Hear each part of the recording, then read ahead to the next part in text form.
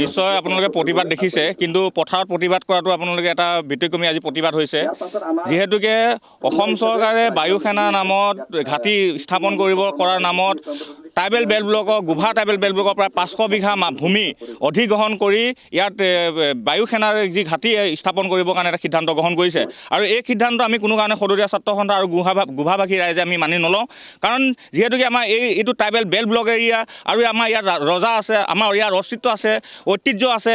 আজিও জোনবিল মেলা হয়, ইয়াৰ পৰা আমাৰ ৰজাসকল যায়, ইয়াত আমাৰ অস্তিত্ব আছে। ইয়াত ট্ৰাইবেল বেল্ট ব্লক ভংগ হ'ব হোৱালৈকে, এই বায়ু সেনাৰ অহালৈকে, ঘাটি অহালৈকে। গতিকে আমি কোনো কাৰণত আমি এই ভূমি 1 ইঞ্চি ভূমিও আমি অধিগ্ৰহণ কৰিব নিদিওঁ। আৰু দ্বিতীয় কথাটো হৈছে আমি ষষ্ঠ অনুসূচী বিচাৰিছোঁ। আমি কোনো ইয়াত ট্ৰাইবেল বেল্ট ব্লক ভংগ কৰিব বিচৰা নাই। আমি তিৱা ছাইডৰ পৰা ষষ্ঠ অনুসূচী বিচাৰিছোঁ। আমাক ষষ্ঠ অনুসূচী দিয়ক। ইয়াত আমাক ঘাটি নালাগে, আমাক মহানগৰ নালাগে। মহানগৰ হ'লেহে যে উন্নয়ন হ'ব বুলি কোনো কথা নাই। ষষ্ঠ অনুসূচী হ'লেওতো তিৱা ছাইডৰ পৰা ষষ্ঠ অনুসূচী দিলেওতো উন্নয়ন হ'ব। ট্ৰাইবেল বেল্ট ব্লক ভংগ কৰিবলৈ বিচৰা এই ষড়যন্ত্ৰ কিন্তু আমি কোনো কাৰণে মানি নলওঁ। আৰু আজিৰ এই প্ৰতিবাদী কাৰ্যসূচীৰ জৰিয়তে জনাই দিব বিচাৰিছোঁ অসম চৰকাৰ আৰু কেন্দ্ৰীয় চৰকাৰক, যাতে ইয়াৰ গোভা অঞ্চলৰ গোভা ট্ৰাইবেল বেল্ট ব্লকৰ 1 ইঞ্চি মাটি ভূমিও কিন্তু আমি এৰি নিদিওঁ। ইয়াত টেষ্ট দিয়া হ'ব, কিন্তু ভূমি এৰি দিয়া নহয়। তাৰ লগে লগে আমি অহা 29 তাৰিখে ইয়াৰ জাতীয় সংগঠনসমূহ একত্ৰিত হৈ এখন যৌথ সভা আমি জাগিৰোড আঞ্চলিক কমিটি কাৰ্যালয়ত অনুষ্ঠিত কৰিছোঁ। আৰু সেই জাগিৰোড আঞ্চলিক কমিটি কাৰ্যালয়ৰ পৰাই, সেই যৌথ সভাৰ পৰাই আমাৰ এলানি আন্দোলনৰ কাৰ্যসূচী ঘোষণা হ'ব। আৰু এই গোভা ট্ৰাইবেল বেল্ট ব্লকৰ যি বায়ু সেনাৰ যি ঘাটি স্থাপন কৰিব লৈছে, ইয়াৰ বিৰুদ্ধে হ'ব, মহানগৰ বিৰুদ্ধে কিন্তু এই আন্দোলন হ'ব। অহা 29 তাৰিখে আমি ঘোষণা কৰিম। ঐতিহাসিক গোভা অঞ্চলৰ তিৱা তথা কাৰ্বি ৰাইজে স্বতঃস্ফূৰ্তভাৱে ভাৰতীয় বায়ু সেনা বাহিনী অস্ত্ৰ ভাণ্ডাৰ নিৰ্মাণৰ বাবে যি কাৰখানা, যি অস্ত্ৰ ভাণ্ডাৰ নিৰ্মাণ ৰাখিবৰ বাবে চেষ্টা কৰিছে বা মাটি বিচাৰিছে, এই ক্ষেত্ৰত গোভা অঞ্চলত তিৱা কাৰ্বি ভূমিপুত্ৰ ৰাইজে স্বতঃস্ফূৰ্তভাৱে প্ৰতিবাদমুখৰ হৈছে। কাৰণ ইয়াত প্ৰায় 500 পৰা 1000 বিঘা মাটি তেওঁলোকে বায়ু সেনা বাহিনীৰ নামত অস্ত্ৰ ভাণ্ডাৰ নিৰ্মাণৰ নামত ইয়াতে মজুত ৰখাৰ নামত মাটি অধিগ্ৰহণ কৰিবৰ কাৰণে চেষ্টা কৰিছে প্ৰশাসনীয়ভাৱে, চৰকাৰীভাৱে। এই কথাটো গোভা অঞ্চলৰ মানুহ বুলিয়ে নহয়, জাতীয় সংগঠন গোভা অঞ্চলৰ তিৱা কাৰ্বি ভূমিপুত্ৰ খিলঞ্জীয়া ৰাইজে কেতিয়াও মানি নলয়। 1 ইঞ্চিও মাটিও এই অঞ্চলৰ পৰা আমি দিব নোৱাৰোঁ। ঐতিহাসিক গোভা আমি ধ্বংস হ'ব দিব নোৱাৰোঁ। প্ৰথম কথা, ইয়াতে গৰংকুচি, ফাকলি হাবি, দাবৰঘাট, নতুন গাঁৱলীয়া, পুৰণি গাঁৱলীয়া, কুঠৰি, কুমাৰকুচি, এই এনেধৰণে প্ৰায় 10-12খন গাঁও ইয়াত অন্তৰ্ভুক্ত হৈছে। প্ৰায় 5000 মানুহ ইয়াত প্ৰভাৱিত হ'ব।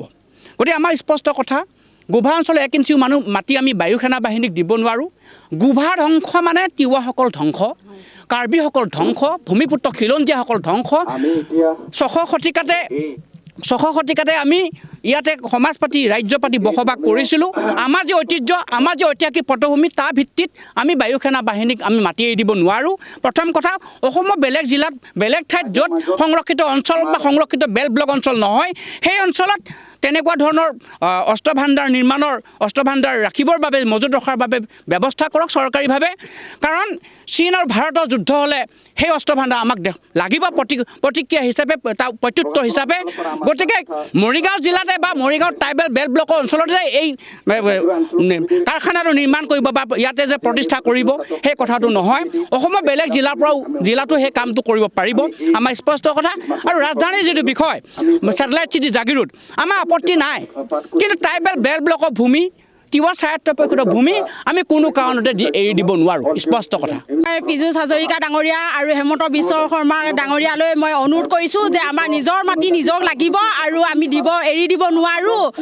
আৰু নিজৰ খেতিয়ক মানুহ যেতিয়া আমি খেতি কৰি খাব লাগিব। তেওঁলোকে ভাষণত ডাঙৰ কথা কৈছিল যে আমি জাতি, মাটি, ভেটি সকলোখিনি ৰক্ষা কৰিম, আপোনালোকৰ কাৰণে আমি কাম কৰিম। এতিয়া কি কৰিছে, আমাৰ নিজৰ মাটিখিনিকে নিজে কাঢ়ি নিবলৈ ওলাইছে।